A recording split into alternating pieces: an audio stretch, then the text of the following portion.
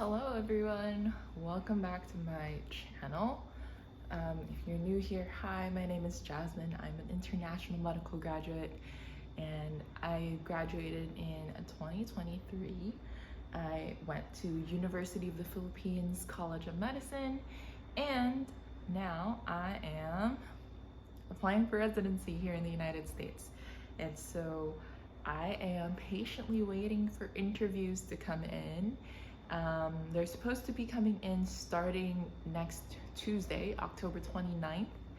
And I am beyond terrified, but I'm also trying to deal with the anxiety as best as I can. So I've been channeling my anxious energy to things like working out, my work. So I work as a clinical research coordinator, and I also have been studying a lot more recently for step 3 since getting my ECFMG certification a couple weeks back. I was already looking into how to register for the ECFM or for step 3, and I looked through the FSMB website, which is the Federal State Medical Boards or something like that. And that's basically where you'd register for your step 3 exam. And I'm not sure if I want to take it in January or in February, but I'll keep studying as best as I can. Hopefully try to finish UWorld in the next couple of weeks. I've been doing a block of UWorld a day, and I am less than 1,000 questions left on my Q bank now. I think I'm close to 600 something questions left, or maybe just a little over 700 questions. So I feel like I can finish that fairly quickly. Maybe it'll take me about 2 to 3 weeks if I religiously do one block of UWorld a day. And so far, this past week and a half, I've been successfully able to do that. How I do it is basically I do 10 questions of UWorld, 10 to 20 questions of UWorld on the bus to work in the morning. And then on the bus back, I do another 10 to 20 questions of UWorld, or sometimes I listen to a podcast to review. And so the podcast of my choice for this time around is the Divine Interventions podcast. And so far I've been really liking his podcasts. It's very fast-paced, but definitely a very good review on high-yield concepts. And I can say that my test scores, or at least my UWorld scores, have slightly improved, or at least I'm not guessing as much as I am. I'm trying to digest each question that I encounter, but you know, with the sheer volume of questions to digest, it's very difficult to do that thoroughly each and every time. But I am trying my best, and so that's the most I can do for now. And then the plan is, after I finish all of the UWorld questions, at least the unused questions, I would go through the questions that I've marked and the questions that I've gotten incorrect. Maybe not try to finish a second pass of those, just an incorrect, because I don't see the value really in going through incorrect questions that I just memorized the answers to, because you know it's still relatively fresh in my mind. And so if I see those questions again, more often than not, I'll remember the right answer, but I won't remember the concept behind why that was the right answer. And that's not an effective way to study, at least in my opinion. So I'm gonna go through those just to like solidify the concepts, and I'll also be going through the practice exams, so the NBMEs, the free 137s, and I will renew my ccscases.com subscription, and I will go ahead and do a bunch of CCS cases before I schedule my step 3. I'm hoping, so assuming I do get interviewed, and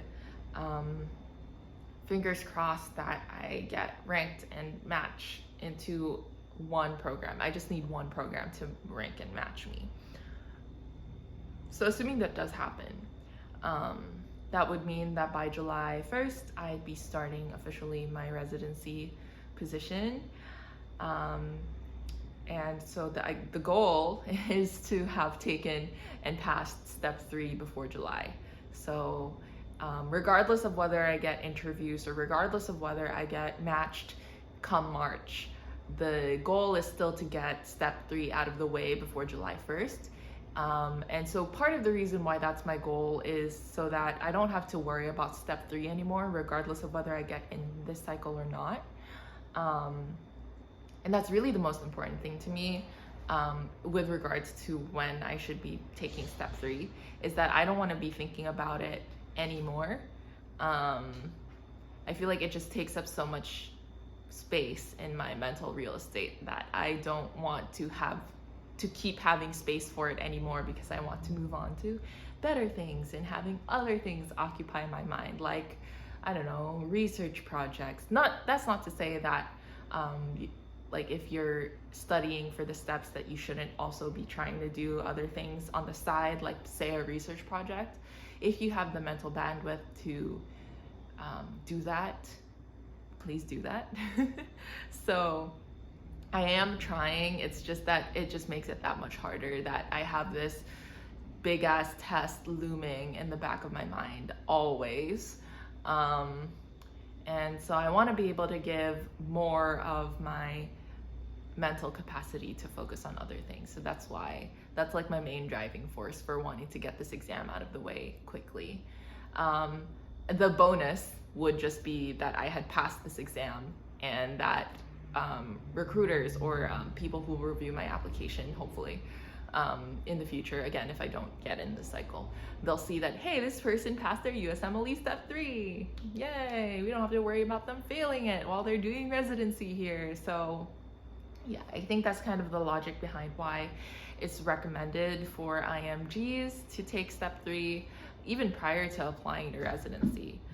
And that had been my plan originally, prior to deciding to apply this cycle, kind of on a whim, not really on a whim, but like, I don't want to say I was coerced into applying to this cycle, but I was kind of pressured by people around me and myself to just go for it and see what happens. And so, I mean, the whole reason why I got a job in the first place was to pay for my residency application expenses and everything else that comes with that. So, you know, might as well give it a shot early on with my year of graduation still less than 3.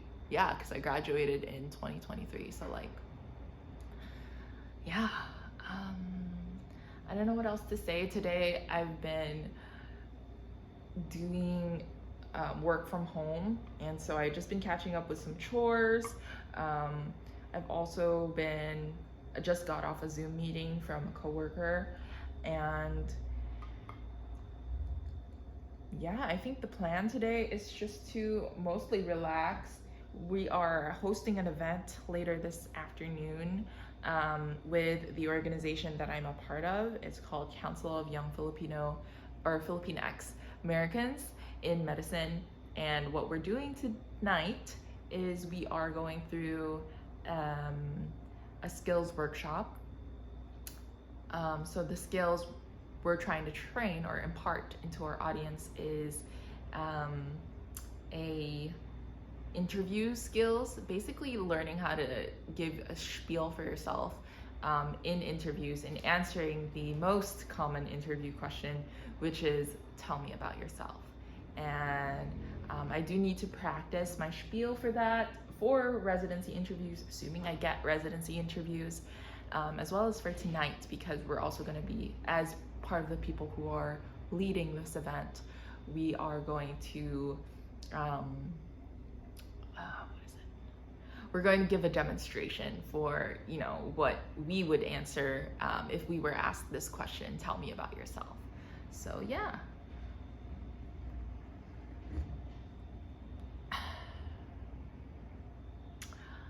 I think this is where I'm going to end this vlog. If you have watched this long, thank you so much for watching, and I will see you in the next one. Bye.